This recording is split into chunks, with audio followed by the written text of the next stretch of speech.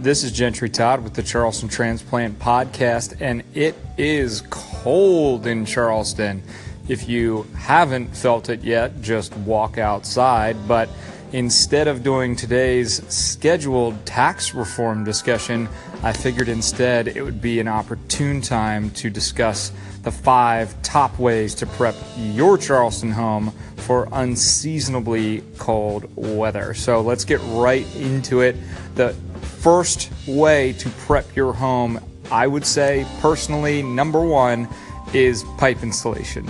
Your pipes are going to be more susceptible to freezing damage when temperatures drop 20 degrees or below, and we've been around that temperature starting off early morning. We'll probably be there again tonight. Pipe insulation is going to provide the first line of defense against cold temps and frozen pipes. So if you live in the Charleston area, you know this isn't the norm, but many older homes tend to lack any form of insulation, especially in the crawl spaces, especially if you have old copper piping. I'd take the extra caution and insulate the pipes in all unheated areas, as they're going to be the most likely to freeze. Any old hardware or plumbing supply store should have insulation and tools you need. Wrap the pipes in insulation tubes. Measure the outside diameter of your pipes to make sure you purchase the correct size of the tube. You can take extra care with pipes that have frozen during previous winters or been repaired in the last 12 months, as typically those are the pipes that are going to be more susceptible to damage. You can also wrap pipes in heat tape prior to insulating, and that adds an extra layer of protection. But make sure, obviously, you follow the manufacturer's instructions. So, number 2 way to prep your home would be to keep a dripping faucet. Again, this is mostly going to be water related. The last thing we want is water damage.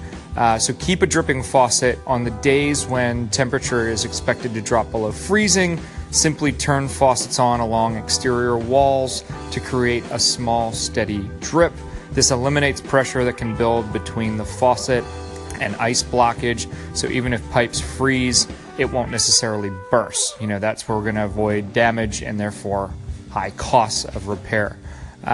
Number 3, which I didn't even realize this until I moved south, but I had a plumber refer me to this little tip. Number 3, open cabinets. You can stop frozen pipes by introducing more heat.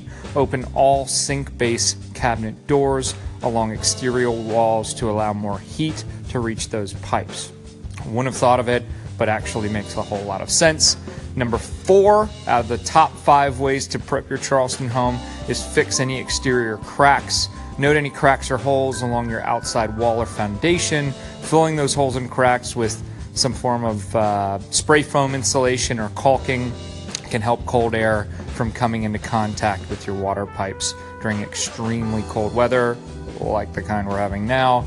And then last but not least, if you do have a crawl space, especially a lot of older homes in areas like West Ashley or Wagner Terrace downtown tend to sit on a crawl space, I'd seal off the crawl. Now, this doesn't necessarily mean high costs.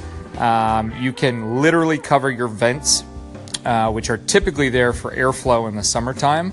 You can cover your vents with just heavy-duty pieces of cardboard cut to fit the vents. You can duct tape the cardboard in place. Don't forget to seal off access to the crawl, and then just check for any worn or missing insulation around the garage and utility doors.